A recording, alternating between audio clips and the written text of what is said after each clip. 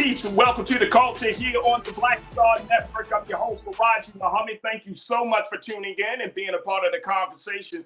Folks, we got a lot to talk about. First and foremost, let's give you another development in the case of the tragic killing of Jordan Neely, as the ex-Marine has been brought into custody and he has now been charged with manslaughter. We'll talk a little bit about that. Also, let's talk about what's going on in the state of Florida, as they have rejected 35% of social studies textbooks because they included information, key moments of the Black liberation struggle.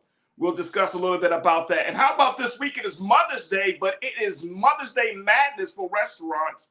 Have you tried to get a reservation this weekend? Folks, is it worth it to take mom, grandmom, whoever your mom is, take them out in this crazy, crazy time that we're in? And later on, we're going to talk to the owners of a new skincare line for children called Melon Brand, and you don't want to miss that conversation. All right, folks, it's all happening on today's edition of The Culture right here on the Black Star Network. Let's go.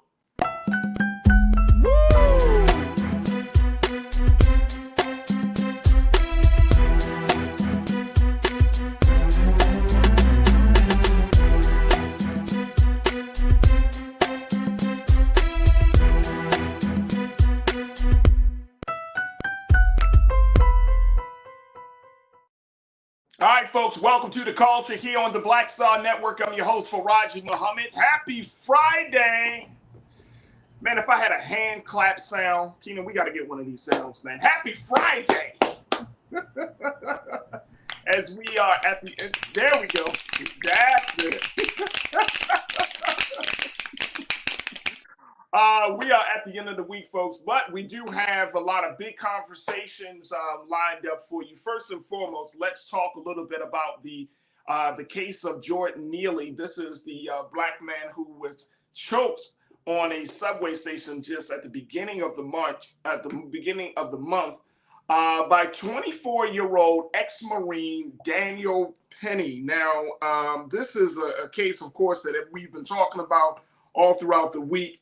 But it has now taken another big step in getting some justice for the family of Jordan Neely, as Daniel Penny has been brought into custody and has officially been charged with manslaughter. Here's what his lawyer had to say about this case, which is mind-blowing to say the least, folks. But Mr. Penny did surrender himself to police after days of not being pursued by police, after he was questioned by police on the day of the killing, and essentially let go. But now Penny, he is looking forward to trying to get some resolution. But this is what his attorney had to say about Mr. Penny turning himself in. Take a look at this, folks. This is wild. This is what his lawyer said. Daniel Penny has, quote, has his head held up high and is dealing with the situation with the sort of integrity and honor that is characteristic of who he is and of his honorable service. This is from his attorney, Thomas Kenneth. He said on yesterday, a spokesperson for the Manhattan District Attorney's Office said, "We cannot provide any additional information until he has been arraigned in Manhattan Criminal Court, which is expected to happen today." Penny's attorney said that they are confident he will be fully absolved of any wrongdoing. He risked his own life and safety for the good of his fellow passengers. The unfortunate result was the unintended and unforeseen death of Mr. Neely. And this is coming from Mr. Penny's attorney in a statement that was released yesterday. And the report is from CNN there. Can't make sense of what the hell this attorney is talking about, but let me go to my culture crew member. She is a college advisor and an educator, and she is one of our great culture crew members, my sister Corinna Denise. Corinna, appreciate you. Good to see you this afternoon. How are you? Good to see you too. I'm good. How are you, Farajii? I'm not sure what the hell to make of what Mr. Kenneth said about this situation, saying that his client has held his head up high and that he was honorable in his honorable service, and that he risked his own life and safety for the good of his fellow passengers. If I haven't heard somebody spinning the story, this is a spin for like no other. What is going on? What do you expect? I mean, I know you're not a lawyer, but Not yet. what do you make of this? Um, you know, it's annoying. It's irritating, aggravating, all of those things. I'm really not surprised at the comments that his attorney made.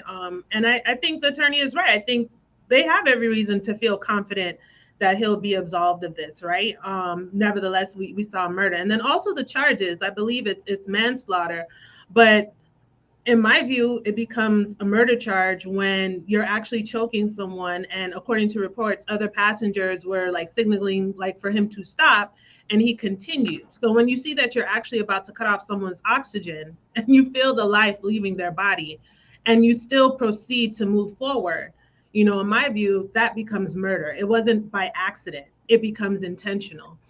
And then something else, Farajii, that I find to be very disturbing is just the headline that, ex-Marine surrenders himself to the police as if they're trying to paint this picture like he's just doing like the noble thing to like, go ahead and surrender. He should have remained in police custody, period. And we know that if the roles were reversed, like these wouldn't be the headlines. And it just feels like they're always lavishing. And, I want to be very careful with my words, all due respect, thank you for your service to everyone who has served this country.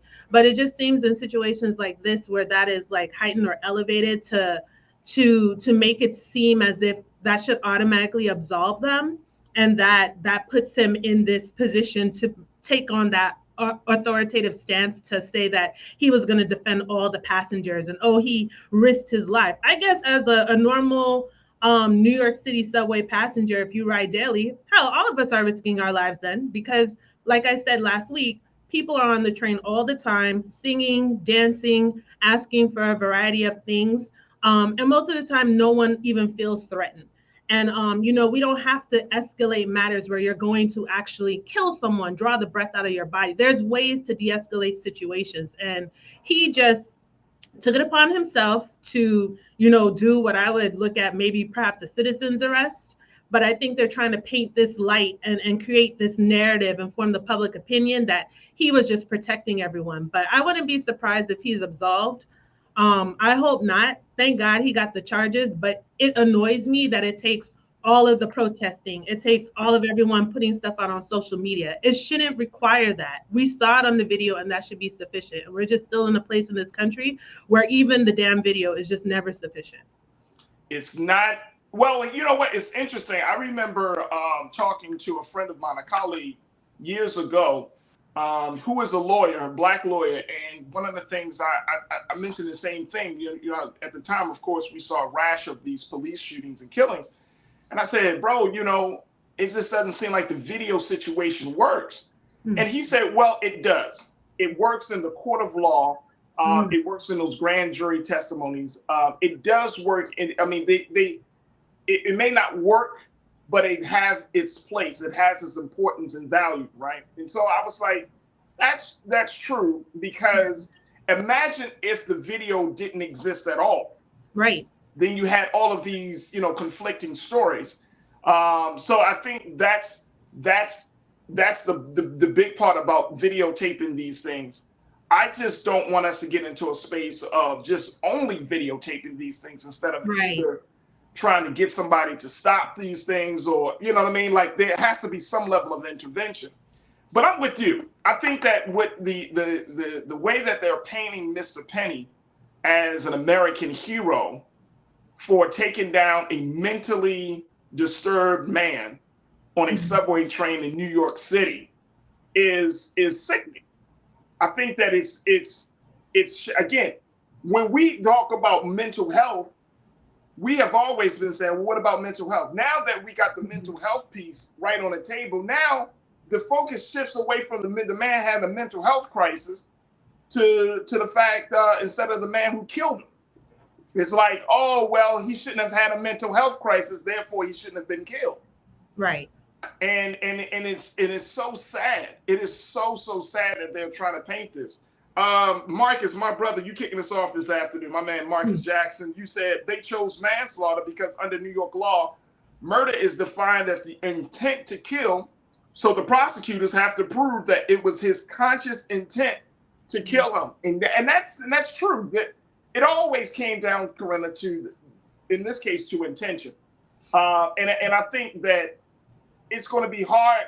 That would have been a harder charge to prove, to say that he came out first degree murder, outright murder this man, right? He didn't know him. He didn't have no relation. He just met him in a chance on a subway. Yeah. Now, And I he get could that have too, been trying what to you murder could him. prove, right? We Depends on could the charge. say it again. Yeah, and that depends, right? What you can actually prove, right? Because Right. even though it was, from my point of view, intentional, but how do you actually prove that in a court of law? Like to your point, what you were mentioning with the video, like, in the public space, in the media space, we're seeing it right on the video, and we want the charges right away. And it always seems like it doesn't always go in our favor. But then circling back to your point when you mentioned, like, but in the court of law, when it's actually being analyzed and broken down by like a jury and the judge and everyone involved in the actual trial, then that's where the video really has relevance and importance, even though from the outside it seems as though it's not enough. I mean, no, it's not enough at all. And I think that one of the other parts of this, it would be interesting to see, because again, we got the reports to say he was down, he was choking Jordan for 15 minutes. So he had his arm around his neck for 15 minutes.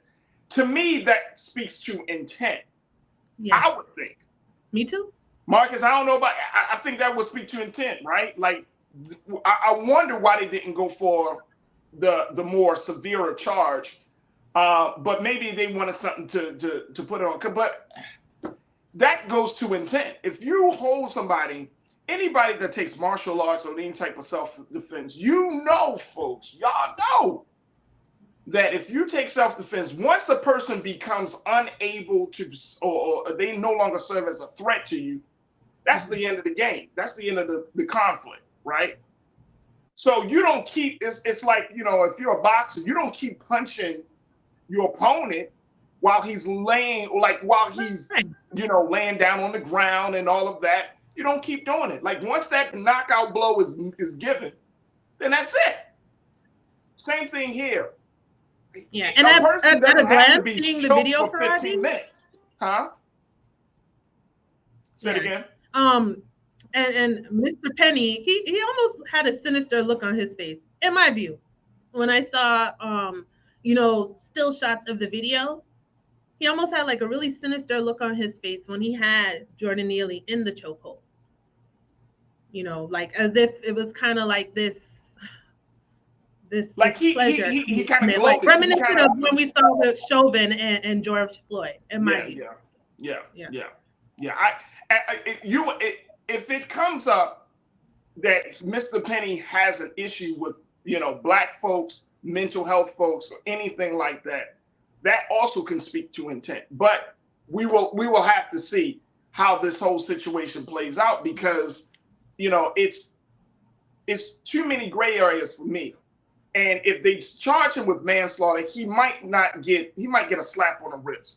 Yeah. He might just get a slap on the wrist. And that's the part about this that concerns me the most. They say, oh, he gave himself up. His lawyers trying to paint a picture of him in a court of public opinion. At the end of the day, they probably give him a slap on the wrist and tell him to leave town. Yeah. And there will be no real justice for Jordan Neely, because regardless of what he said, how much he screamed, that man did not deserve to die. And one quick side note, Farajii, real quick, it's just the college counselor in me. I also read in reports that Mr. Penny is currently pursuing a degree in architecture in New York City. I'm not sure which college he's enrolled in, but I'm just curious as to how this will affect his educational studies, because usually in these circumstances, students could be expelled, or it could hinder their education process. So I wonder how they're going to take that into account, considering everything that's happening right now. So I think that'll also be interesting to see how that will pan out for him, if that's going to affect his educational path. I'm not Absolutely. making any suggestions, but it is a question that, comes to mind. And anyone else, there would be an investigation or something like that if they're enrolled at a university or a college, any judicial matter, like they're going to have to review. So I'm just curious as to how that's going to work out for him. Absolutely. Absolutely. Very quickly, David, you said there was proof in the video. Shouldn't be hard to prove. One of the bystanders said, "Stop, you were going to kill him." And he continued.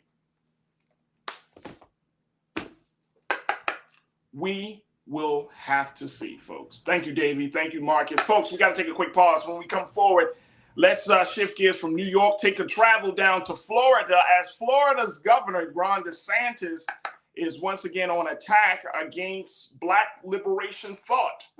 I'm going to share with you the story that the Tampa Bay Times down there talked about, how now Florida schools have rejected some social studies texts simply because they wanted to omit certain elements of the Black liberation struggle. We're going to share with you the details, get Corinna and your thoughts on it. So stay with us. It's The Culture here on the Black Star Network.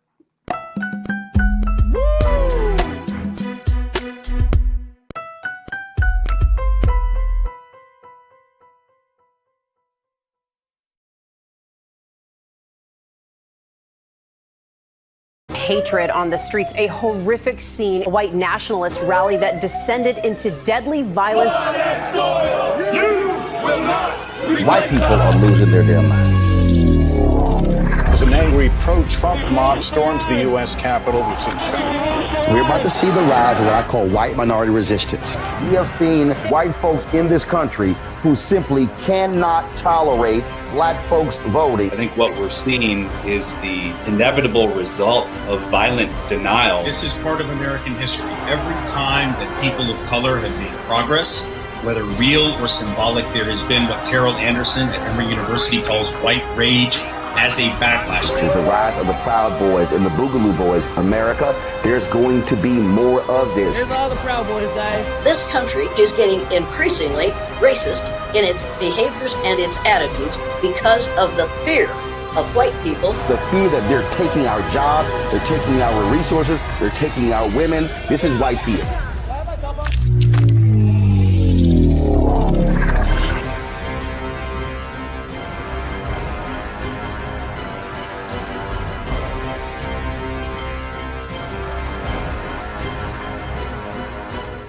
Black Star Network is here. Oh, no punch! I'm real revolutionary right now. Thank you for being the voice of Black America. All momentum we have now, we have to keep this going. The video looks phenomenal. See, there's a difference between Black Star Network and Black-owned media and something like CNN. You can't be Black-owned media and be scared. It's time to be smart. Bring your eyeballs home. You dig?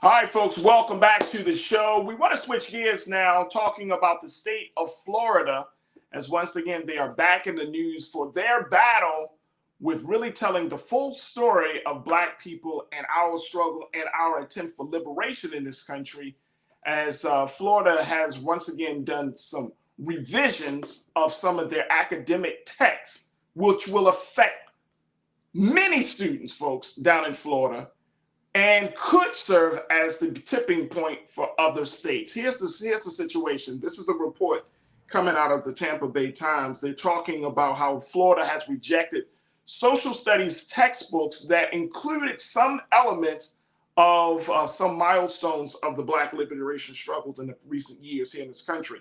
The Florida Department of Education announced Tuesday of this week it has rejected 35% of the social studies textbooks submitted by publishers a year after a messy math book adoption cycle. The social studies books were expected to be more contentious than the math ones, as their topics are potentially more divisive in the current political climate. Florida has banned the teaching of several ideas, including the notion that, quote, equality of treatment under the law is not a sufficient condition to achieve justice.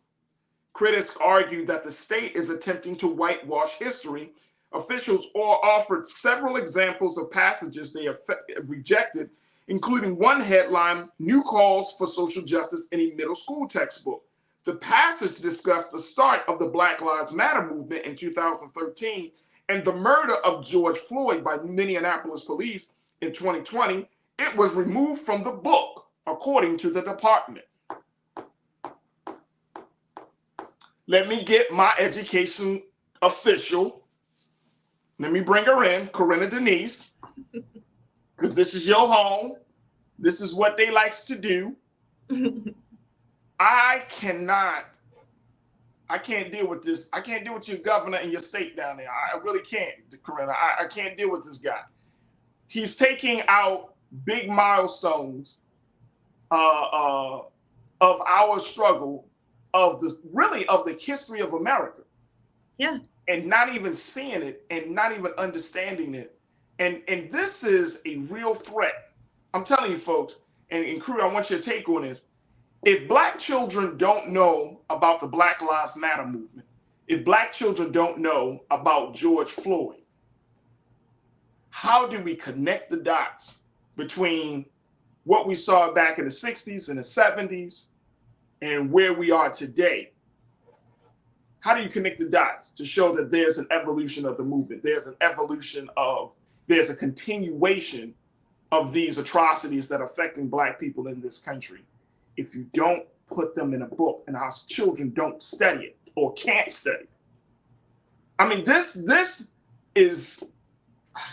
Well, you know what, Farajii? I'm going to push back a little. I think DeSantis does understand it. I think he understands that it is necessary for him to, dumb our children down per se, and to intentionally take out these absolutely necessary pieces of history, right? It's American history.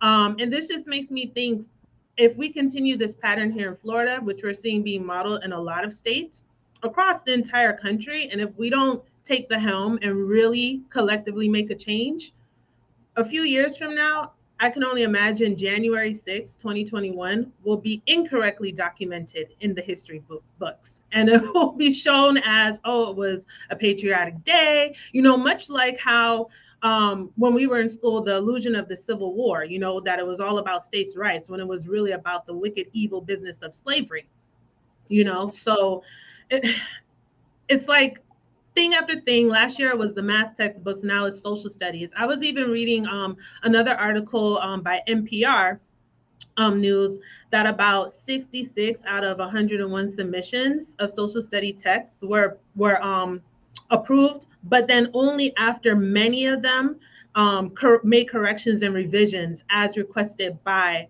the state of Florida.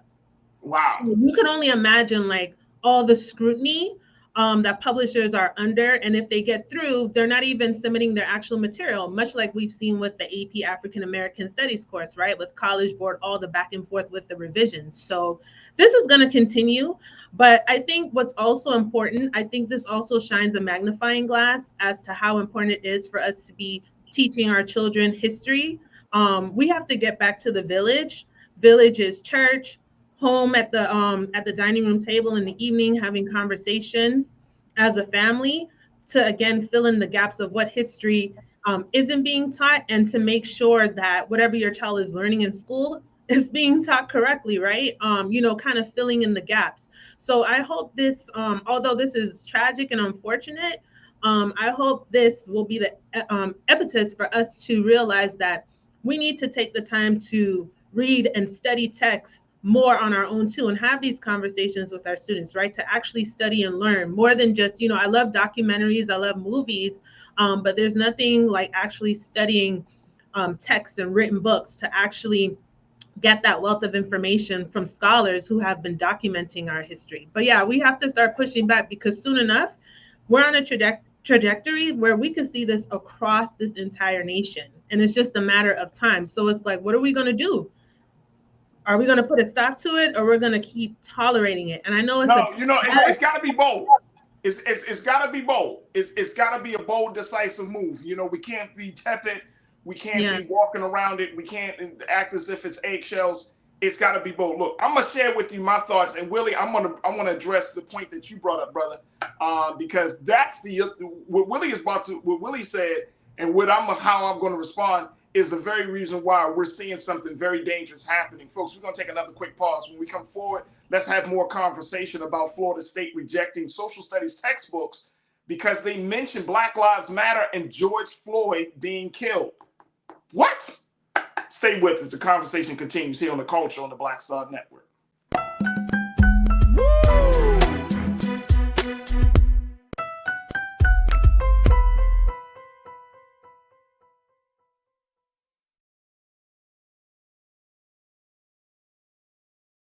Black Star Network is here.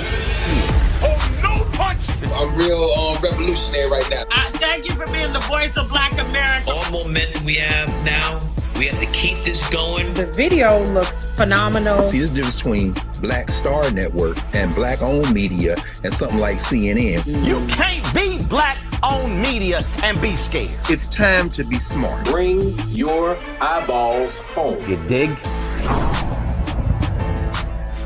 When you talk about blackness and what happens in black culture, we're about covering these things that matter to us, speaking to our issues and concerns. This is a genuine people-powered movement. There's a lot of stuff that we're not getting. You get it, and you spread the word. We wish to plead our own cause.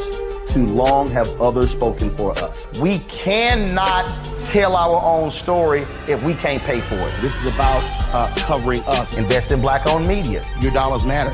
We don't have to keep asking them to cover our stuff. So please support us in what we do, folks. We want to hit 2,000 people, $50 this month, raise $100,000. We're behind 100,000, so we want to hit that. Your money makes this possible. Checks and money orders go to P.O. Box 57196, Washington, D.C. 20037-0196. The Cash App is $RM Unfiltered. PayPal is R Martin Unfiltered. Venmo is RM Unfiltered. Zelle is roland@rolandsmartin.com.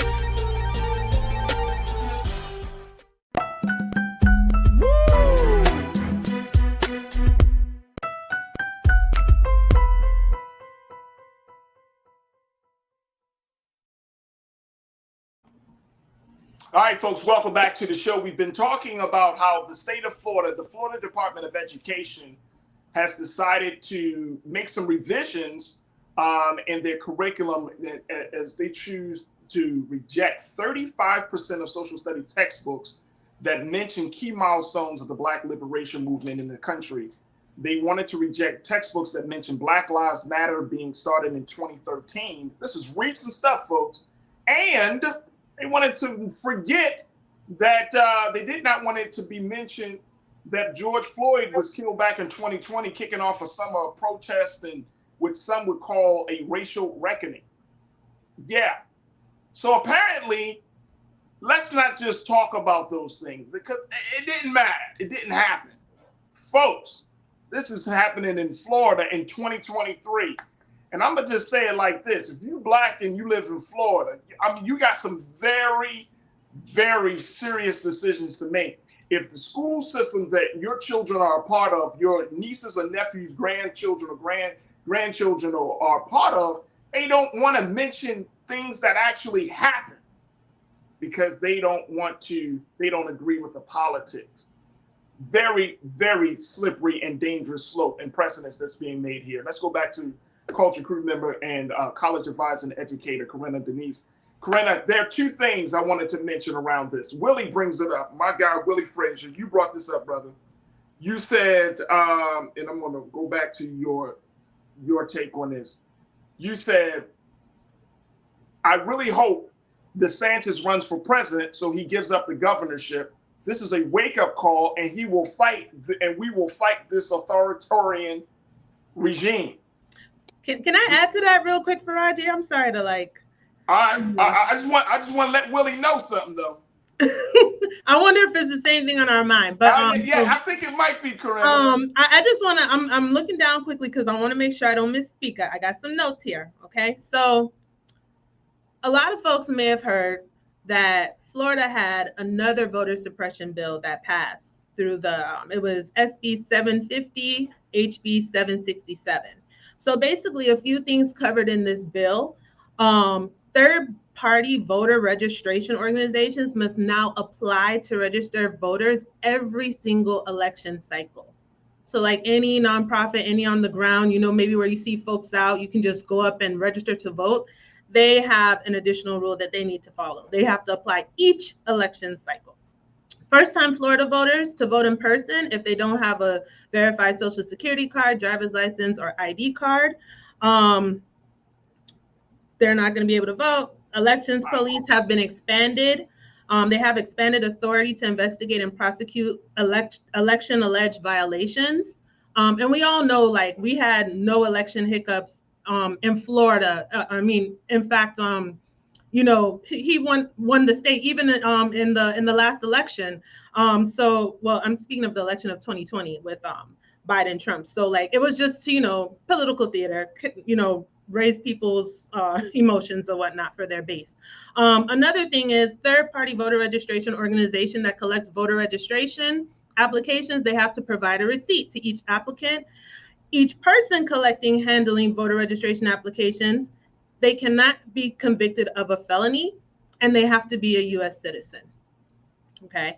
And then here's another one. They raised the amount of fines assessed to third-party voter organizations to $250,000.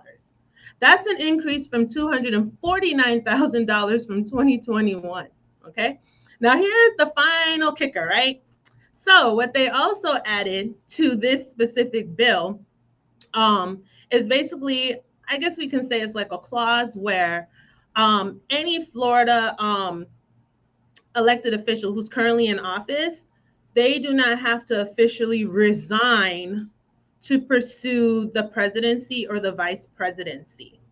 So with that being said, this bill recently passed. So now this pretty much clears the pathway for DeSantis to run for president. So we knew that he was going to run for president, but my take is that he's been delaying the official announcement and waiting for this bill to actually pass. The Florida legislative session ended last week, Friday, May 5th.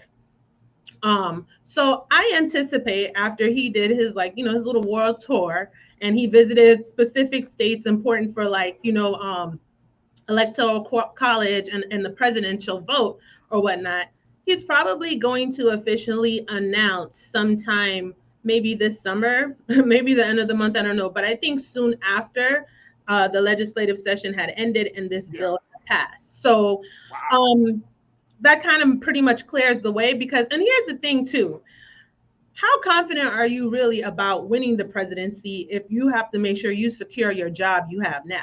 Because you're afraid that if you lose, that you won't be able to come back into the governor's house. But that's so they're changing the rules for him. See, that's the point, Corinna, and that's the point. I mean, when you talk about that vote, I think that is crazy. The fact that he has that the legislature, approved this provision, which allows him to run without resigning, whereas before the law was to resign to run. They call it a resign to run statute.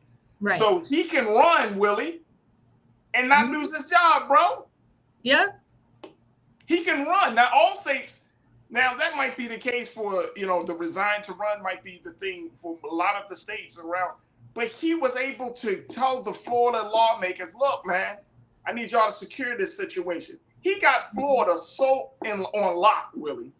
Locked down. It is absolutely insane. It is crazy. And Florida has become the new Republican hub. Remember, time it was like Texas. It was Texas last year. Now it's Florida. Texas, I don't know real what's heavy. next year. No, but it's been Texas for years because of the Bushes. It's been Texas for years because of the Bushes, right? Well, we had a Bush here too now. Right. Jeb Bush was our governor at some point. Jeb Bush, exactly. Right. Y'all were the hanging chads people back when Gore was running against him. But the fact is that he actually has locked it in for him to be in power for some time. Yeah. And that's the part about this that I can't get over. All right, the other point, the point I'm making, and Willie, I appreciate you, brother, for bringing that point up, but I wanted to let everybody know he's not going to stop being governor. Even if he loses the presidential election, he still could remain governor of the state of Florida. here's the thing that I want us to kind of deep dive into. It's going to be important that as we have these cultural and history wars, Corinna, we as Black people in this country have to be very clear about where we stand, because sometimes we can talk ourselves into a situation. Here's my case in point. If you don't like Black Lives Matter, it's fine. Everybody's not going to be down with the movement. But you got to be very careful to not talk so bad or to try to dissuade people that Black Lives Matter isn't valuable, because guess what? That creates the circumstances by which lawmakers can say, well, Black people don't even like Black Lives Matter, so why should we teach it? Yeah, we say things irresponsibly sometimes that, could be to our own detriment, that they take and use as bait and fuel for their base. And then they can... That's the point, sis. Look, I got to take another quick pause, but I want us to kind of look at that, because now we have to ask ourselves: are we digging the hole for our own grave? Because we become so anti this, against that. I don't like this. This not done the right way. Same thing we could say for the reparations task force. We could talk bad about it, but if we don't have no task force. Exactly. I got to take a quick pause. Crew, I want to get your take on this. Are we digging our own grave if we talk bad about the history, and then when we see the history not being included in the larger curriculum, are we doing ourselves a disservice? Folks, I want to get your take on it. Join us in the conversation as we stream it on YouTube. And of course, stay with us. The conversation continues right here on The Culture on the Black Star Network.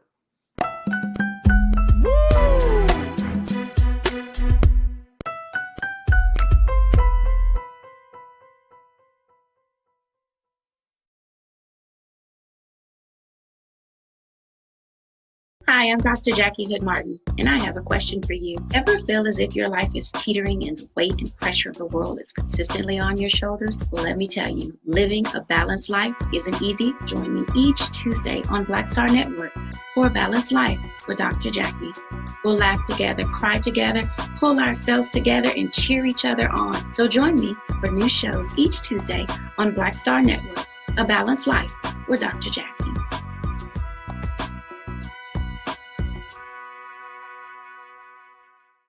Black Star Network is here.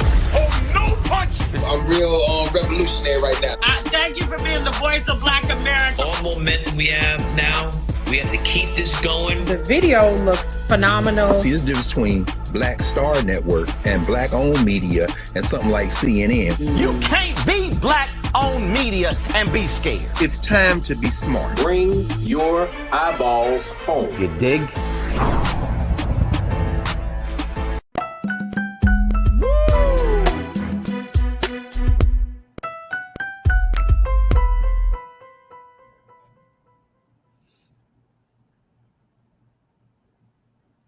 All right, folks, welcome back to the show. We've been talking about what's going on in the state of Florida. The Department of Education has decided to reject some text that includes Black Lives Matter and the killing of George Floyd as part of the overall agenda, their political agenda, to not use to get their students to think about the nuances and the largest and the latest in the movement for social justice. And so we're asking that question of how should we respond to that, as Florida Governor Ron DeSantis has been leading the way, the cultural charge against Black history, to make sure it is not being taught. Corinna, I have to say, though, I'm very concerned about Black students in the state of Florida because they're not getting, I personally have family down there, nieces and nephews and other young people that are down there.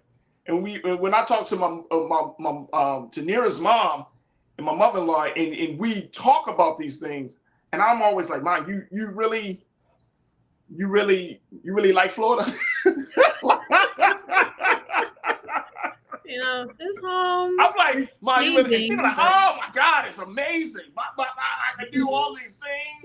And I'm like, I think it's the beaches. And then it is the beaches. And see, here's what I'm saying, I get it. Trust and believe. I get it why people move down there. Same reason why people move out to California, right? Like it's certain climate and all of that stuff. But we really are getting to a point where you got to ask yourself the question, if I move down here, especially if you have small children that are going to be enrolled in schools, you brought this point up early in the discussion.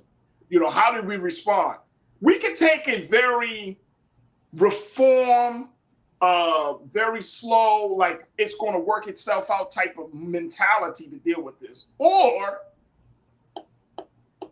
let me just throw an idea out here. We don't have enough time to explore it, Corinna. Let me just throw this idea out here. Whoop, here we go. You can take your children out of the schools. Homeschool? If you go to homeschool, if you invest in curriculum or you know, more culturally centered curriculum for Black students, for Latino students and Hispanic students. Like if you find that your school, if you find that your child's school, and I'm talking about for Florida residents, if you find that your child's school is not teaching them the basic things, we're not talking about this. Davey brings up this point. Davey, you bring up an excellent point, brother. You said this is incredible. The talking point used to be, we don't have to talk about slavery because it was too long ago. Now we can't even talk about yesterday. Perfect. That's a perfect comment, because it's like now we can't talk about yesterday, about what happened to our people yesterday. So now what do you want? If it's whitewashed, how do you empower Black students? Now, this is at the public school level. This is not at the collegiate level as far as I understand right now, Corinna. But how do you empower Black students? How do you empower any group of students if they have this very, very skewed and racist view of the world around them? And how does that add to one's you know, sense of self and not add to one's sense of inferiority? And I'm speaking of for Black students, right? It's like Black parents, I think there's going to have to be some serious decisions made. Do you agree? Would you put your child in the school knowing that they're not going to get a very full history? They're not going to be taught slavery. Oh, no, they definitely not going to be taught that, except in the narrative of what, that white people ruled over Black people? You know, Farajii, I think homeschool could be an option, but then we also have to be realistic. A lot of parents and families, that might not be a feasible option for them, right? So that's the other part. You know, so then how do we support those students and those families, right? So all of these things kind of come up. And then it depends on too, like where you go to school. Just quickly, I'll share, and I think I might have shared on the show before, like I'm kind of like that little mid-September baby. I didn't make the September 1st cutoff to go into kindergarten on time, and at least for the public school, but so I went to private school, kindergarten and first grade, and I went to an all-Black private school. It's called Rainbow Academy, and then it changed it to Rainbow Preparatory. And I love that school so much. It taught me so much about Black history. I remember writing book report on like Shaka Zulu, learning about Ida B. Wells, like all these great people who I never learned about again. Like once I got into regular public school, elementary school in like second grade. Like, of course, they mentioned Dr. Martin Luther King, I Have a Dream, but none of those other folks, right? So I say all that to say, I would hope, and I like to think a lot of those schools like that still exist. It's just about, you know, seeking and finding them out. But I think also in the meantime, while we're going through these horrendous transitionings and erasing like important history, what are we doing to supplement in the meantime while we're fighting back so that our students and our kids That's a good point. back on the history, right? So I feel like we need to fill in the gaps. So again, back to, you know, what are we doing? Like, are we having a family night? Let's review this. Let's visit the library this weekend. Let's go to this museum. Let's learn about this. What are we doing in church? What are we doing in our organizations in the meantime to fill in the gaps? Because I think that's so important, because while we're fighting back about the history being taken out, we can't forget that for the time being, they're not being taught the history. So we don't want so much time to elapse that we're not, you know, having these conversations with our kids, at least in the meantime, until hopefully, God willing, we can get what we need to be told about our history back into those textbooks. But I think regardless, Farajii, and I keep saying this, even if we weren't going through this right now, I think it's still imperative that we always fill in the gaps. We always speak to our kids. We always speak to students and their families, like, what are you learning, and kind of making sure that it's being taught correctly, right? Because we know there's always been a history of it being taught incorrectly, even when it was in school. And it's just getting worse. And like, to the point, we can't even speak about yesterday now. But you know what? They're going to have a hard time trying to eliminate talking about yesterday, because guess what? These kids have access to what now? Smartphones, social media, everything. Well, but see, here's the thing though. I agree with that. I just see that you still need a context. You still need to, you know what I mean? Like, you still need a foundation by which a child feels like they want that. Okay. If a parent doesn't know about what happened yesterday, let alone what happened 400 plus years ago, they're not going to, feed the desire, that same desire to the child in a sense. That child is not going to be like, oh, mom, dad, auntie, uncle, tell me what happened. Because your parents don't know. It's never been brought up in a conversation. They're not going to be inquisitive about that. And to me, this is a war. Sounds like a war strategy. If you're teaching babies, if you don't teach the babies the full history, especially Black children, because we already know the complexities and difficulties and challenges that Black children, as we have been in the system, right? For years. Now you're adding this. This takes things to a whole different space.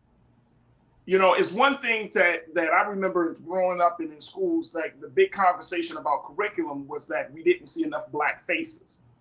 Now the conversation is, and we taught very little on slavery, but now the conversation is we can't even talk. Like, we can't even mention stuff that is literally happening outside of our doors yesterday. What else you want to take out? School shootings because you don't want people to talking about gun control? I'm glad you brought that up. Because you know what I'm saying? When does it end? That's the problem. We don't know when does it end. They're so focused on changing all of the curriculum, right? But to hell with school safety, right? But Corinna, this is the thing. They're focused on changing on school safety because they know that any movement, it starts with the babies. It does not start with adults. It starts with children. The movement starts with teaching children a certain way to think. That's what we saw with Marcus Garvey. Any Black leader of substance always had an educational component to their program, to their agenda, right? Because adults, we already have been conditioned. We have already been, quote unquote, brainwashed in some respect. But you got to start raising babies. So you might see this happening now in 2023, but it might not manifest itself for another 10 years. Yeah. Or it may not manifest itself for another 5 years. You know what I mean? Sometime down the road. So that's the thing. But here's the other piece as we have this conversation. The other piece is that as Black folks, we cannot put ourselves in a position where we decide that our history isn't important. Right. If we start to downplay our own history, it weakens the stance that we can take against those who don't want to admit to our history. Right. And knowledge is power. That's the part for me. Knowledge is power. And that is why they are working so hard to suppress it. Because imagine if everyone knew the history. Everyone. We would move so differently. We probably have a lot of the legislation that we need, that we demand, that we require. I think our voting electorate would look different, right? We wouldn't have to be pushing and explaining and dissecting and analyzing time and time again why the vote is so important. It's because we don't know history. And now we're at a point now where they want to make sure even very recent history, like you said, Farajii, it's just coming up this month, 3 years since the murder of George Floyd, and they don't even want to discuss that. Students should be talking about world news and events and current events in school. And it sounds like that's going to be eliminated as well, because they don't want them to be well versed in that history. It develops ideas, they create informed opinions, and they'll start to push back against the narratives that they are trying to create. Right, right. They're working so hard to do this. But yeah, this is going to be a domino effect. So it's going to be a huge domino effect. We got to push back. Here's huge domino effect. My guy, Young Sikh, you checked in. Freedom schools, something similar to Black Panthers and Hebrew schools.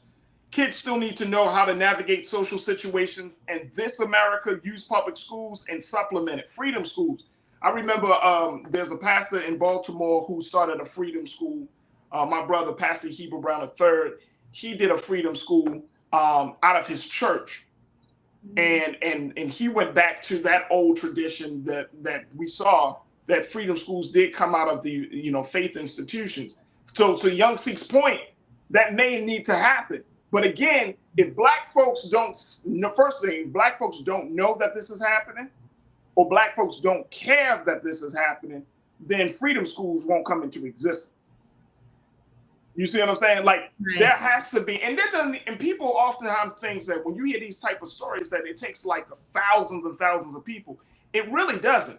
Change starts from the very small space, right? It starts in the dark. It starts with a very few people. It doesn't start with this big global massive situation. Mm-hmm. So if one or two communities to say, look, we're going to use our church on a Saturday and we're going to start a freedom school because we're starting to see that the government, in cities across this country, black churches are more prevalent. They're just as prevalent as damn liquor stores, right? In some of your urban cities. And with urban cities where black folks are, if freedom schools can be worked out of those churches, just imagine the domino effect. What church doesn't want to talk about, they call it, what's that liberation theology? What church wouldn't want to share that with the next generation of black children?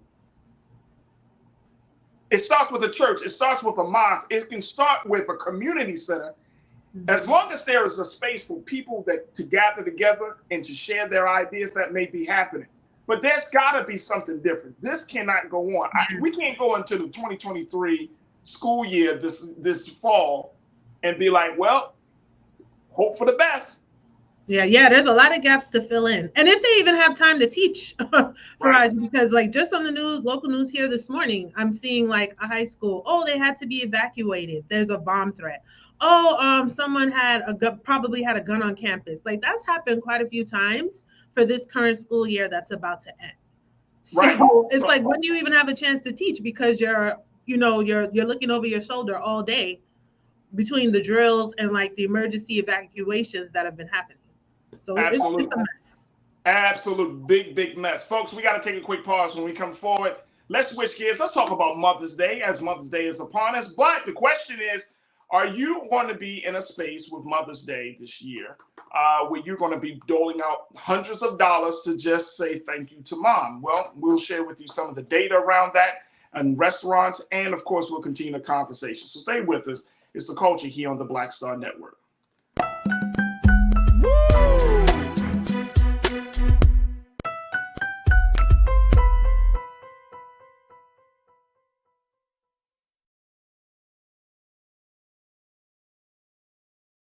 Folks, Black Star Network is here.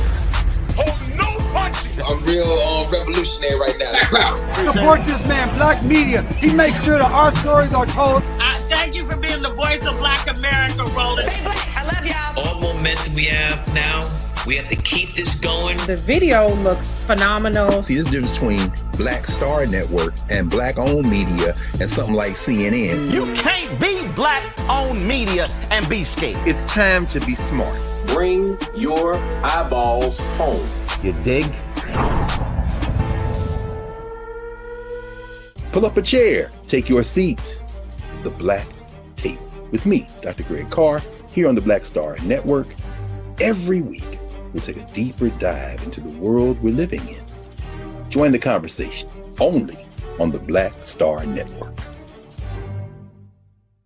Hi, I'm Dr. Jackie Hood Martin, and I have a question for you. Ever feel as if your life is teetering and the weight and pressure of the world is consistently on your shoulders? Well, let me tell you, living a balanced life isn't easy. Join me each Tuesday on Black Star Network for A Balanced Life with Dr. Jackie.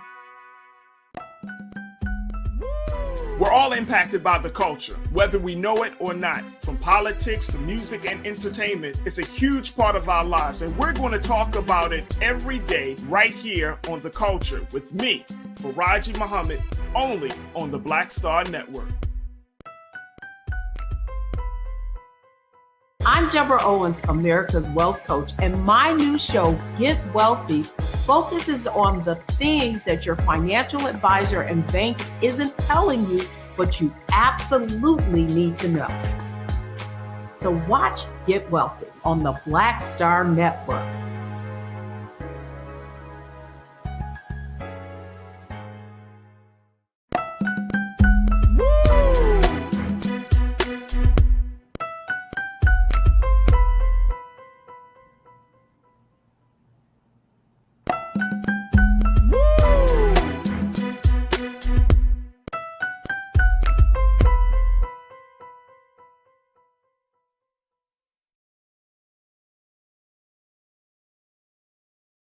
When you talk about blackness and what happens in black culture, we're about covering these things that matter to us, speaking to our issues and concerns. This is a genuine people-powered movement. There's a lot of stuff that we're not getting. You get it, and you spread the word. We wish to plead our own cause. Too long have others spoken for us. We cannot tell our own story if we can't pay for it. This is about covering us. Invest in black-owned media. Your dollars matter. We don't have to keep asking them to cover our stuff. So please support us in what we do, folks. We want to hit 2,000 people, $50 this month, raise $100,000. We're behind 100,000, so we want to hit that. Y'all money makes this possible.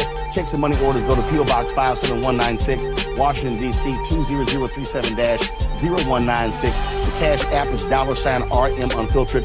PayPal is R Martin Unfiltered. Venmo is RM Unfiltered. Zelle is roland@rolandsmartin.com.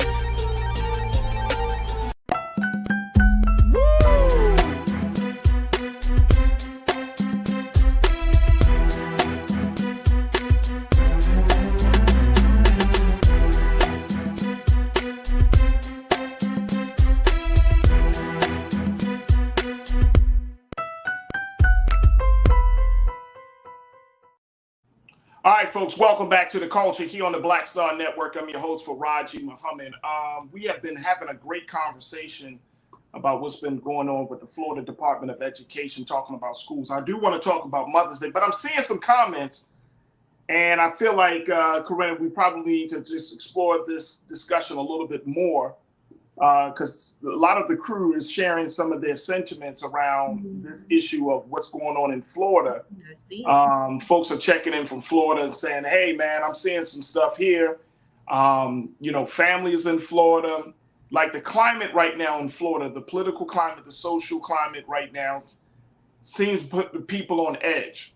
So I want to take just a few more extra minutes for us to just talk about this idea of what should Black folks do in the state of Florida, as we're seeing these attacks on Black history, these attacks on quote unquote quality education that's happening right now. And then we can get a chance to touch a little bit on Mother's Day.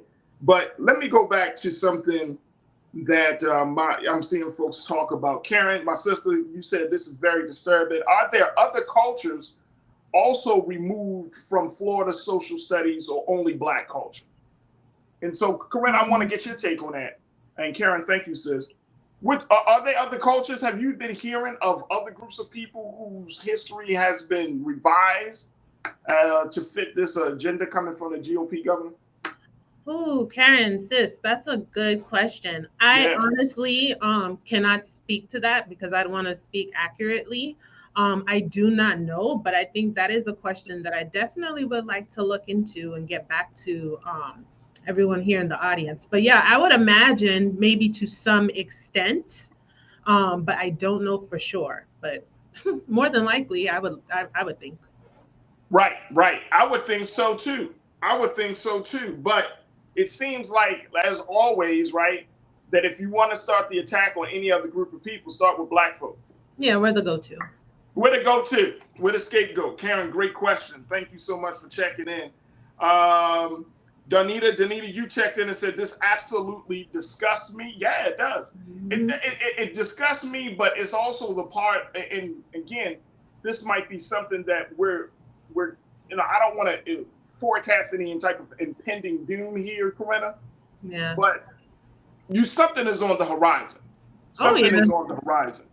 And as many Black people that are in the state of Florida, from South Florida all the way up to Northern Florida, as many Black people that there are in the state of Florida, there needs to be some movement and some action around not just this issue. There are a number of issues, but if we aren't willing to go to war for what's being taught to our babies, then what are we talking about? Yeah, I think too, Farajii, there are a few different groups of people, right? I mean, you're always going to have the willfully ignorant folks, but I do think there are some folks who are just oblivious for whatever reasons. They're just going through day-to-day life trials and tribulations, and they're just in their own bubble. So I really think it's going to take like an on-the-ground effort, and like I said, getting back to community and organizations and that village to just have conversations like we do on this show every day, to educate folks, to kind of connect like this thing is happening and this is how it's going to affect this thing that you got going on in your life. And I think that's going to be a domino effect that we need to create to get everyone on board for us to stop with all of these changes to curriculum, all of these laws, all of this legislation that is harmful and detrimental to our humanity here in the state of Florida and just in this country, period. And until that happens, how do we push the needle forward? So I think right now we have to focus on educating each other. And I think we have to be responsible for those of us, like we're responsible here on your show, on this network, for folks who have the information to be sharing that information with others, right? And to just have those conversations depending on certain spaces and kind of learning how to bring up matters in a gentle way, just to educate, to enlighten people. You know, of course, when it's appropriate, sometimes it's absolutely necessary, but to not be afraid to have these conversations, to be like, hey, are you aware that this is going on? And kind of bring this to people's attention so that, you know, because I don't always necessarily think that people don't care. I think there are a lot of folks who are just unaware and they're just going through the day-to-day trials of life. And that's what they're laser focused on and not paying attention to all the things that are falling apart around them. But I think if it's brought to their attention, like this is important and this is affecting your life, you're going through, but you didn't even know that this was happening and it's affecting you, then they will be on board. They will care. And that's how we're going to build and mobilize people to understand what's happening, to put a stop to it. I think, and I would agree. I would wholeheartedly agree. I think that people, you know, to put yourself is one thing that you, as an activist, as I've been doing this for years, like you do sacrifice a part of your time. You sacrifice your time away from your family, your personal time. You sacrifice your energy. You sacrifice whatever skills you bring to the cause that you're fighting on behalf of. So you give and give and give. And so I think that that's the part about, you know, what we're seeing there. I don't think a lot of everybody can't do this work. Everybody can't be on the front lines. And I totally understand it and get it. But the time that we're living in this country is going to have to compel us that we can't operate the same way we did 10, 15, 25, 30 years ago. I agree. The time is just too serious. Yeah, it's way too serious. It's just too critical for us to just say, all right, well, you know, they'll work it out. Or, you know what I mean? Like, as long as we just do this and that. And I see a lot of people in the chat and the part of the crew that say, look, this is the importance of voting. Yeah, but this is not voting, because these things, we could say, okay, when is DeSantis? I think he was just elected last year, if I'm not mistaken. Yeah, he was just reelected last year. He just reelected last year, so that was 2022. That means his term doesn't end until 2026. So do you wait, 3 years? No, well, we don't wait, but we have to organize and wake people up. You organize on that front. But I'm saying, like, for these next 2 years, well, let's break it down even smaller. For the next 2 years, this year for the school system, and then the year 2024 for that school system, and possibly for 2025 school system. Mm-hmm. But for the next 2 years, what's going to be the action plan? What's going to be the response that Black parents and Black educators, you can even include white parents and white educators who are of good and sound conscience. Right. But what's going to be the response to this level of attack on history? Not just Black history, not even American, just history. And I'm going back to Davy's point, if we can't talk about yesterday, then we really have a problem. we really have a problem. What is going to be the plan of attack for 2 years? Let's just say for 2 years. What's our 2-year plan to make sure that our babies get educated? Is it homeschooling? Is it freedom schooling? Freedom schools, is it, I saw some folks at charter schools, what's going to be and that's the conversation, because yeah, you can wait for somebody to get voted in, and you can wait for a state representative to come into the picture within that 4-year time frame and say, all right, we're going to change this. But you're still, I mean, again, at the end of the day, it's still the babies have to go through the schooling system every day for 9 to 10 months. I hear you.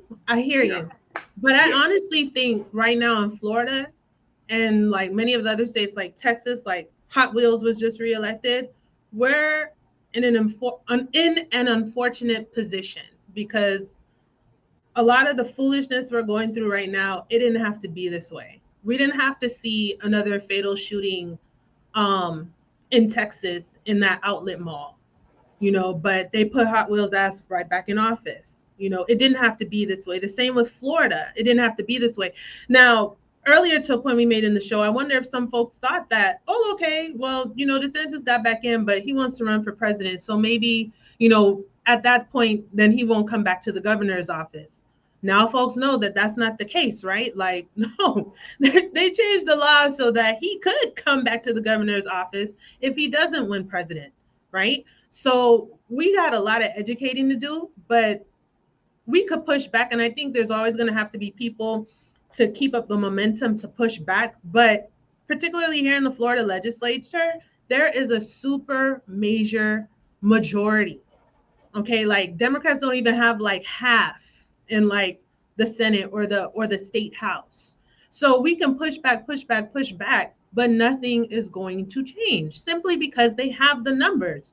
The only way it's going to change, and I think that's why Culture Crew members in the chat are alluding to the importance of the vote, is at the ballot box, because we should have fired Satan and we should have fired Hot Wheels. Now we have to deal with 4 more years of them in the damn governor's house and a whole bunch of stuff that we're gonna have to backtrack. There's no way to undo it. How do you undo it when they have the numbers? We have a minority voting for the majority.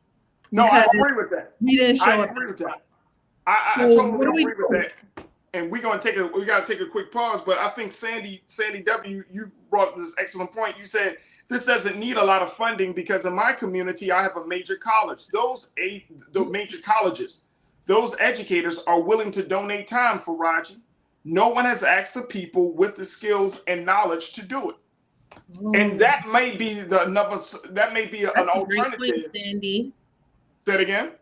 I'm saying to Sandy, that's a great point. That's a great point. Like somebody should do a call to action or all call and say, hey, if you are a Black educator or if you are an educator that understands the culture, however you want to word it, but if you're a Black educator, we need you to come into the communities. You want to give back, you have the time, you see what's happening, come into the neighborhoods, come into the communities, and we'll set up, these, various time frames. We'll set up these special courses and things.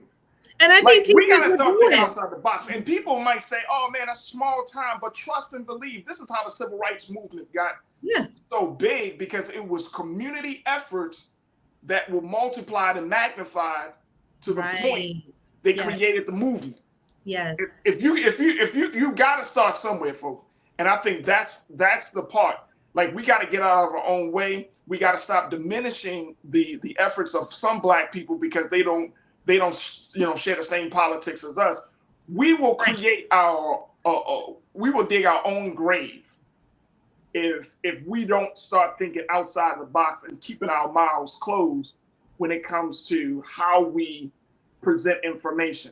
I'm tired of Black folks backbiting. I'm tired of Black folks talking quickly, bad about Farajii, I know we gotta go to break, but just quickly, I think it's from like even the time of like with Dr. King and the civil rights movement, we always where we always have disagreement about the tactics, but usually our end goal is something that we have in common, like our liberation as a people.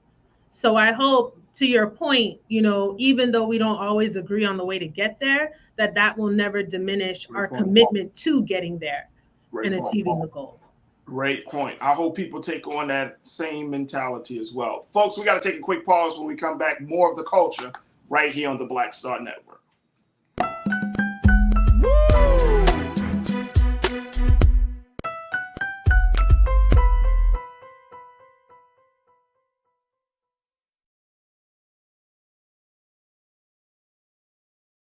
Hi, I'm Dr. Jackie Hood Martin, and I have a question for you. Ever feel as if your life is teetering and the weight and pressure of the world is consistently on your shoulders? Well, let me tell you, living a balanced life isn't easy. Join me each Tuesday on Black Star Network for A Balanced Life with Dr. Jackie. We'll laugh together, cry together, pull ourselves together, and cheer each other on. So join me for new shows each Tuesday on Black Star Network, A Balanced Life with Dr. Jackie.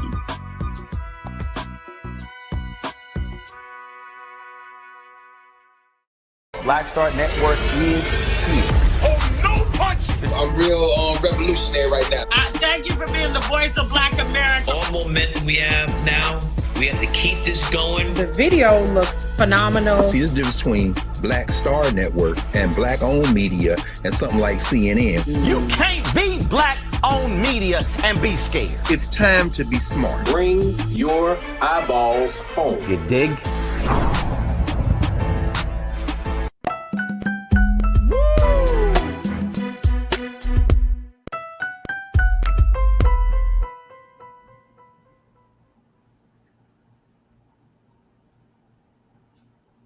All right, folks, welcome back to the culture here on the Black Star Network. All right, so just want to take a couple of minutes, first and foremost, before the show over. Happy Mother's Day to all of the women out there that are taking care of the kids. That's all you can say, Corinna. Happy Mother's Day to take care.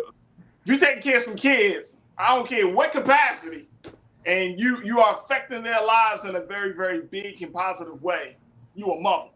That's right. Can we say that? Yes, of course.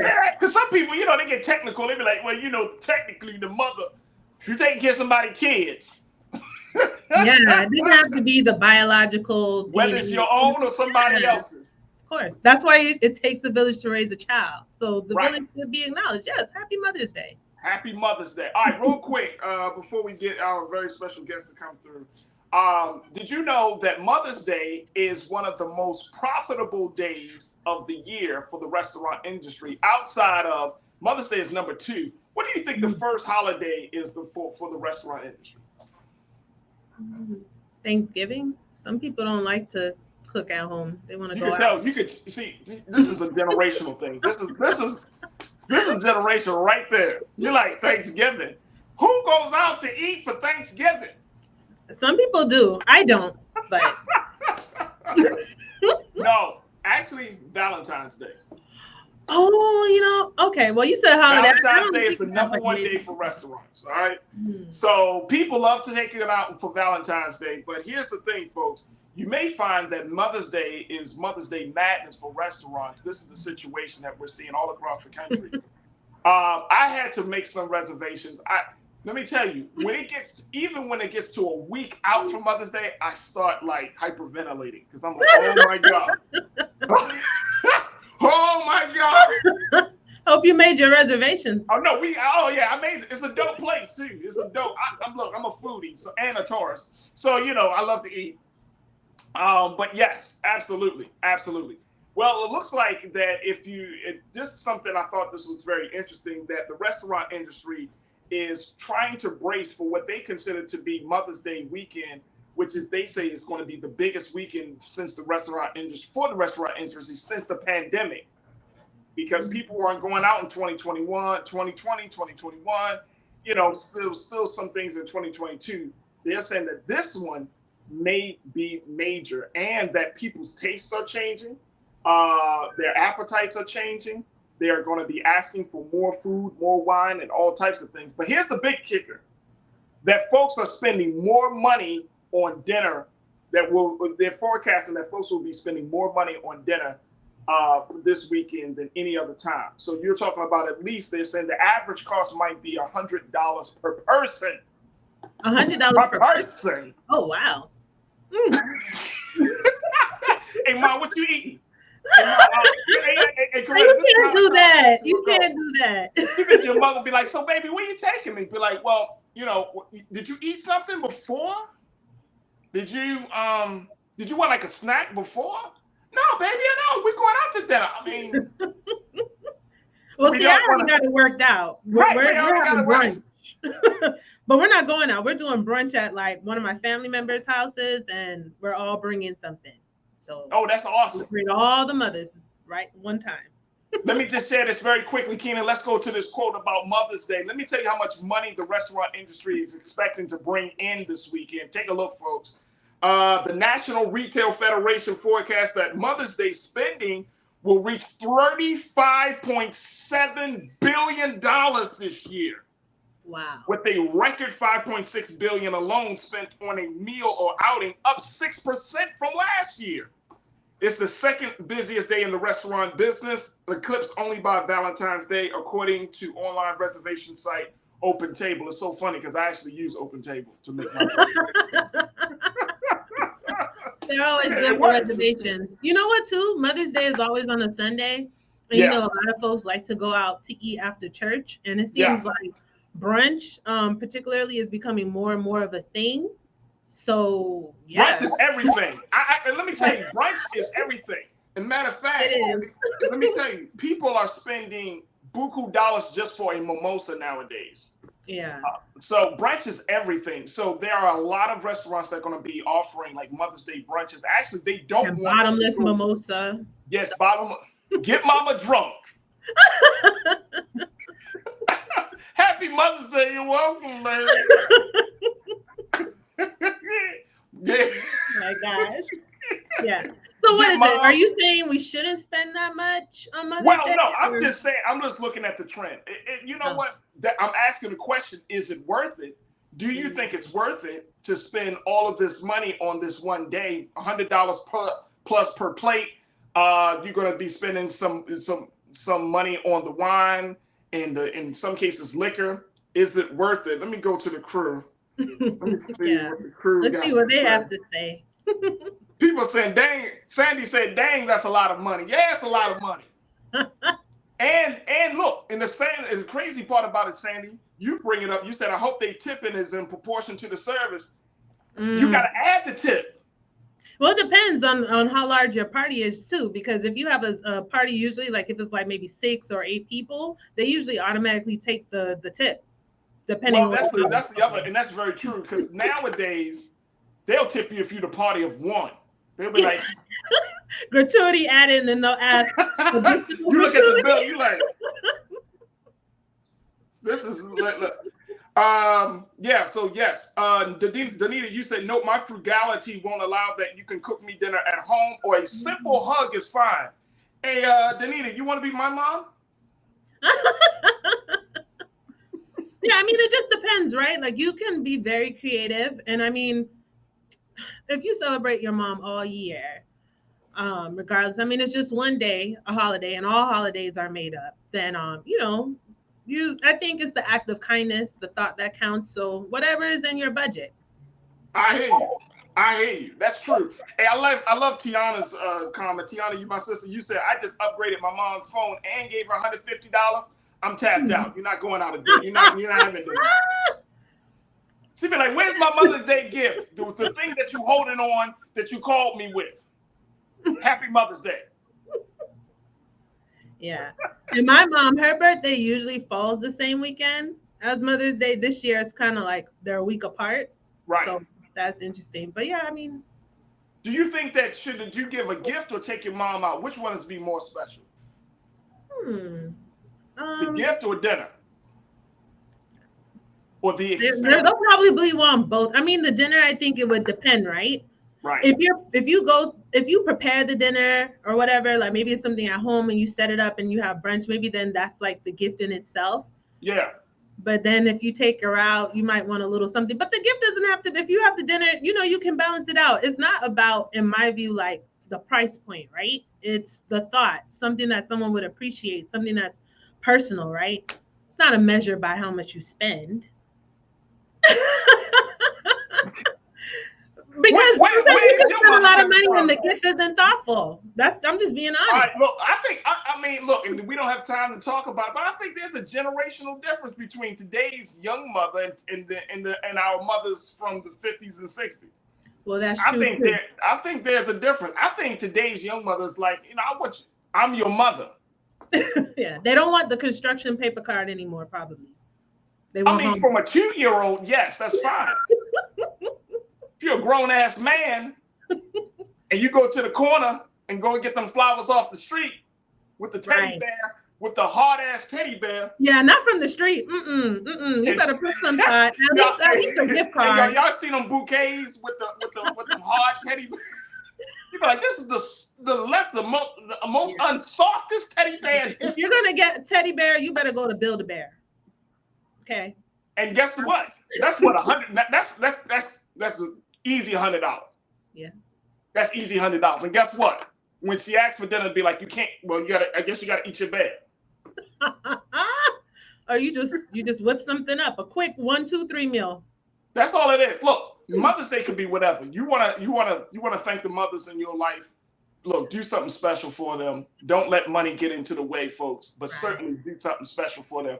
But I always say, like, now I'm at a place that's like, let's have an experience. Take your mother out to play. The dinners are cool. The gifts are cool too. But if they have a certain experience, that's true. That will be a little bit more paramount than anything else. All right, look, we got to take a quick pause. When we come forward, let's talk about a potential gift. A potential gift may not be for Mother's Day, but it is a great gift. We're going to talk to the folks behind Melon Brand Skincare. This is a brand new Black-owned, Black-operated skincare line for children. Yes, we're going to be checking in with the founder, Miss Patrice Chappelle, and get her take on her story about this fantastic new line. So stay with us. That conversation is up next here on The Culture on the Black Star Network.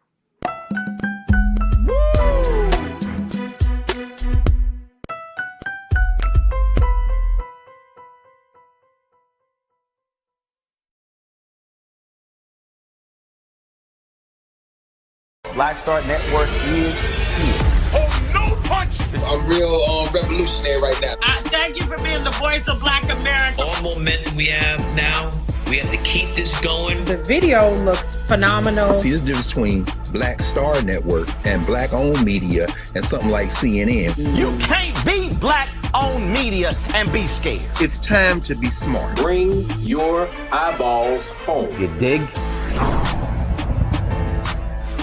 When you talk about blackness and what happens in Black culture, we're about covering these things that matter to us, speaking to our issues and concerns. This is a genuine people-powered movement. There's a lot of stuff that we're not getting. You get it, and you spread the word. We wish to plead our own cause. Too long have others spoken for us. We cannot tell our own story if we can't pay for it. This is about covering us. Invest in Black-owned media. Your dollars matter. We don't have to keep asking them to cover our stuff. So please support us in what we do, folks. We want to hit 2,000 people, $50 this month, raise $100,000. We're behind 100,000, so we want to hit that. Y'all money makes this possible. Checks and money orders go to P.O. Box 57196, Washington, D.C. 20037-0196. The Cash App is $RM Unfiltered. PayPal is R Martin Unfiltered. Venmo is RM Unfiltered. Zelle is roland@rolandsmartin.com.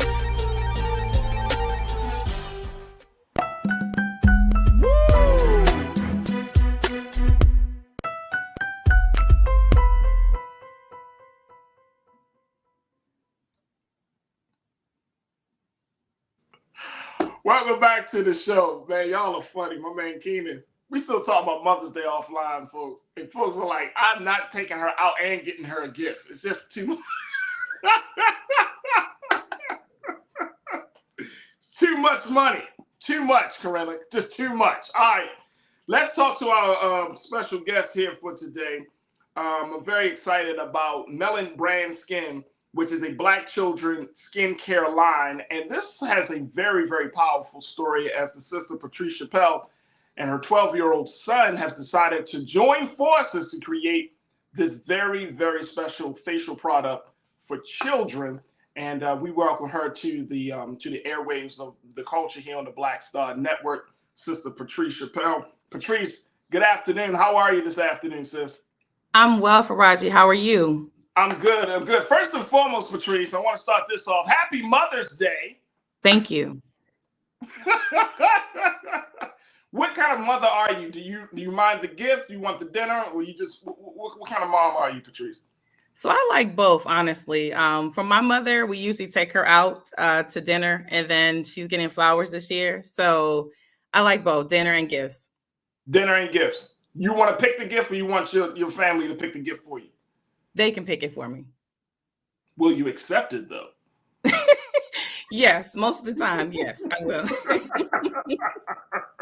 All right, awesome. All right, Patrice. And I got my sister Corinna Denise, who's joining us as well, culture crew member. But Patrice, let's talk a little bit about this skincare line that you and your son have developed. This is a very powerful story. First and foremost, this is not something that I don't think, and I'm not saying this to be throw shade, but I don't think this was a part of the plan when you were growing up and said, you know what I'm gonna do? I'm gonna be like a great entrepreneur. I'm gonna start a child's skincare line. So how did you get to this place? So my son, over the years, he always had issues with his skin in terms of us finding something that would help to moisturize the skin, to hydrate. And we were basically using just soap, water, and lotion. And at times I would find myself just throwing like my products his way, like products that I was buying for my skin. That's obviously for an adult, and it wasn't working. So I got to a point where I was like, there's a need, there's a market for a skincare brand and line for children, especially children of color with melanated skin. So I just felt like I would be the one to create that market and put it out there. So whose idea was it? You saw that there was a market for you, but you're in business with your son, right? How old is your son now? He's 12. He's 12. So when y'all sat down, did he say, "Hey, Mom, you always talk to us about having this kind of self-care routine, but we don't see what can I use as a Black boy?" Like, how did that conversation go? Yes, so we actually talked about it. So for his 12th birthday this year, which is in January, instead of us throwing him a party, I gave him $1,200 towards funding this business. Of course, it costs a lot more for the formulations. Wait a minute, hold on, Patrice. Hold on, Patrice. Come on, Patrice. You act like that's a normal thing. Right? Corinna, she act like that's a normal thing. See, like for this 12th year, I gave him a nice stack of cash to start his own empire. And then I must say, I think that's an awesome gift.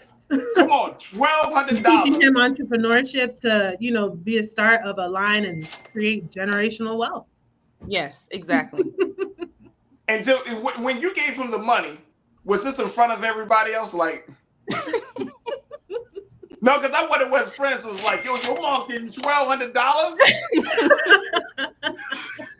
He was a little bit disappointed, only because, of course, he wanted his party. But I was like, we can always do a 13th party next year for when you turn, become a teenager, and right. You can start your business now. Like Corinne said, to start this generational wealth in the family. So after he understood that, he started to gravitate towards that concept, and he became excited, and then we got things kind of rolling. I'm becoming excited, and I'm more than 12 years old. No, I think that's phenomenal. I think that's absolutely phenomenal. So you gave him this money as a part of his gift. Yes. And you, in turn, you helped him to see the bigger picture. Mm-hmm. Yes. I figured if I put some money in his hand to show him, okay, this is how you start and create something that you can pass along to your children, and of course my grandchildren, that it would mean more to him versus if I just went ahead and did everything myself and he didn't see and understand the cash flow of how things, go out, how things come in for profit. So I want to keep him, incorporated in the entire system of how we run the business and teach him, how to become an entrepreneur as a kidpreneur. That is awesome. Now, where did you get your teachings in terms of your understanding and view? Has it been were your parents entrepreneurs? Like, who around you, inspired you to become an entrepreneur? So my mother was actually an entrepreneur when I was younger, when I was a kid. She was a nail tech. She opened up her own nail salon. I'm from Milwaukee, Wisconsin. So she had her own nail salon in Milwaukee, and I watched her, create a business and sustain it and run it successfully. So that is where I got my inspiration to become an entrepreneur. That is beautiful. That is beautiful. All right, so you give them the money, y'all start working now. Now tell us what's been the path that y'all have been taking up to this point. So I'll be honest. I came up with this idea. We started thinking about it last year. And so, of course, life gets in the way. You have this idea and you don't put action behind what you really want to do. So things started to slow down. And it was January when I said, okay, we need to really get ahead of this and get this going. I was recently laid off from my job. I'm a federal contractor of 13 years. Wow. And so this happened abruptly last month in April. And I was completely shocked because my position was eliminated from the contract that I was supporting. So at that point, I was like, Patrice, it's time to get this thing going. So, I literally jumped on board to get everything going. I, created the name literally last month. I had some names, in mind that I was, toying around with and thinking about. And then Melon Brand Skin just kind of hit and it stuck. And I was like, this is it. I literally got the website up and running. I already had the product, the formulation was already created. So I already had all that in prepared. But, it was just me just kind of just sitting on it. And I was like, it's time to really get this out there. It's a need, especially for our Black and brown children. They need something because we always talk about, brushing your teeth, taking your bath, but we hardly ever encourage and empower our kids to take care of their skin. The first thing that people see, which is your face, and, just get proper healthy hygiene. We don't talk about that when it comes to skincare. So I really want to get that out there and empower our kids to be able to do that. So that way, when they become adults, they're not just learning how to do this skincare regimen. They're learning it now as we're teaching them now. All right, so we got more questions. I want my sister Corinna to join in this discussion as well. We got to take a quick pause. When we come back, folks, we're going to continue to talk to Ms. Patrice Chappelle, serves as one of the co-owners of Melon Brand Skincare, a skincare line for Black children. There it is. Look how beautiful. Look at the little girl's beautiful. The site is beautiful. And certainly we'll get more details about this fantastic product for you and your family. Stay with us. It's The Culture here on the Black Star Network.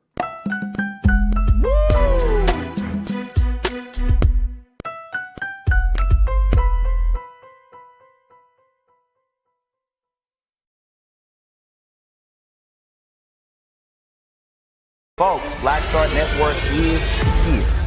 Oh, no punching! I'm real revolutionary right now. Support this man, Black Media. He makes sure that our stories are told. Thank you for being the voice of Black America, Roland. Hey, Black, I love y'all. All momentum we have now, we have to keep this going. The video looks phenomenal. See, this difference between Black Star Network and Black-owned media and something like CNN. You can't be Black-owned media and be scared. It's time to be smart. Bring your eyeballs home. You dig? Pull up a chair. Take your seat. The Black Table with me, Dr. Greg Carr, here on the Black Star Network. Every week, we'll take a deeper dive into the world we're living in. Join the conversation only on the Black Star Network. Hi, I'm Dr. Jackie Hood Martin, and I have a question for you. Ever feel as if your life is teetering and the weight and pressure of the world is consistently on your shoulders? Well, let me tell you, living a balanced life isn't easy. Join me each Tuesday on Black Star Network for A Balanced Life with Dr. Jackie.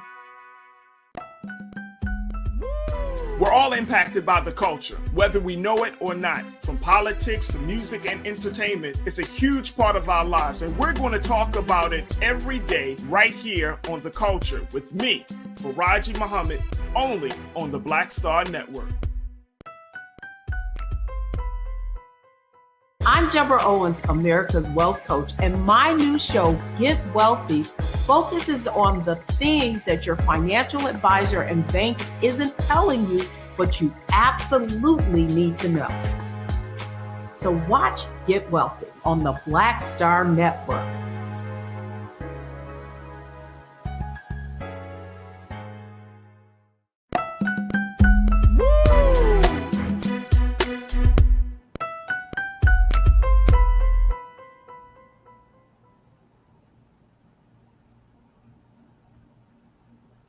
All right, folks, welcome back to the show. We've been talking to the co-founder of Melon Brand Skincare, a child skincare line for Black children. We've been checking in with Miss Patrice Chappelle, where her and her 12-year-old son have decided to come together to create this very, very special product for children. All right, Patrice, Corinna, I want to bring you back in. So Patrice, there are a couple of things that I heard in your story that I think that we should know. One is that, you know, not only did you drop the seed in your son's mind that he should start a business and become an entrepreneur, but you had the resources to do that. You gave him that first $1,200. The other thing is that, you know, when you were laid off of your job as a federal contractor, you went to work immediately on starting this business, which is, to some people, kind of unheard of, just simply because when you laid off, especially if the job is paying well, it fits your lifestyle, the whole nine, it can be a shock, a real shock, where people feel immobilized and paralyzed from taking the next step. Did you go through that feeling? Did you go through that process, or was it just like, look, I got off this job and I got this opportunity? Because that's a major transition.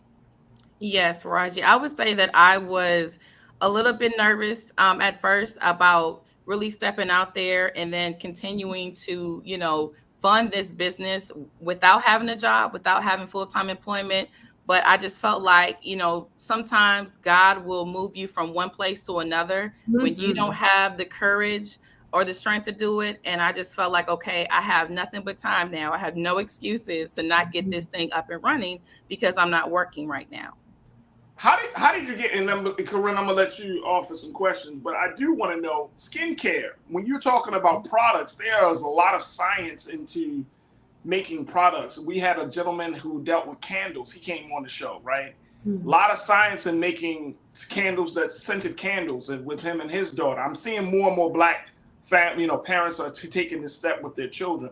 But to get into like skincare, which is a major industry, how did you get the resources, come up with the formulas for your skincare product? Yes, so research. So I would say that I'm a big researcher. You know, I have my bachelor's and master's neither in any of this stuff. So nothing to do with any type of chemistry or science, but that's when you have to tap into your network. And I brought on a chemist, someone that I work closely with. I let them know exactly what I was trying to do, what I wanted the products to have, and what I didn't want the products to have. So that's like my lab partner. And so together we came up with this formulation, which I say is formulated by mom, you know, for the kids, for Black and brown children.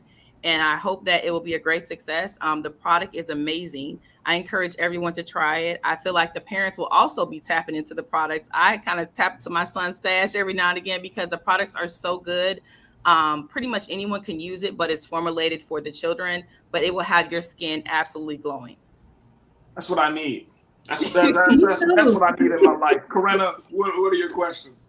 Yeah, thank you for mentioning that, because I was looking at the website and a lot of her products are already sold out. So, and you said you just launched your business within the past month, right? So yes, actually the past week. Yes. Oh, wow. Yeah, and I see some things are sold out. So like, when will things be back in stock? Because I want to order, because I suffer with eczema. So okay. I'm glad that you brought that up, that even though these products are for children, that, you know, the adults can use them as well. And I'd also like to know, do you have anything specific for eczema or all those you know, skin traumas or whatever that we have to deal with from time to time? Yes, so we do have the Melon Moisture, which is for eczema, psoriasis, and dermatitis. That should be available next week, I'm hoping. So I actually had another mom to reach out for her 3-year-old who is suffering from eczema. So I told her the same thing. We're hoping to have that available next week. It's a body wash and it's a cream, so you can use it on both your face and your body. It works amazing. So it should do wonders for anybody that suffers from any of those three things. Also, we will be launching eventually other products for adults. Right now, we're just trying to ease our way into the kids and focusing on them and marketing to the children because they truly need it. Right now, there's nothing on the market that doesn't have those chemicals and toxins that addresses the needs for Black kids. Absolutely. And I'm looking at the website as well, Patrice. And firstly, it's a beautiful website. Yeah, thank you. What's the ultimate goal for you? Because we have seen Black products go to market. I can't think of, Corinna, you might remember, there's a sister that she makes great hair care, or a hair care line. What is that sister's name? Oh my gosh. It escapes me now. Carol's daughter. That's what it was. Yep. Carol's daughter. We've seen, products like Carol's daughter go to market. We've seen in other industries, we've seen that some stores like Target and Walmart and some of these other big retailers decided to pick up on this because they're trying to change their, they're trying to open it up for new businesses. What's the ultimate goal for Melon Brand Skin?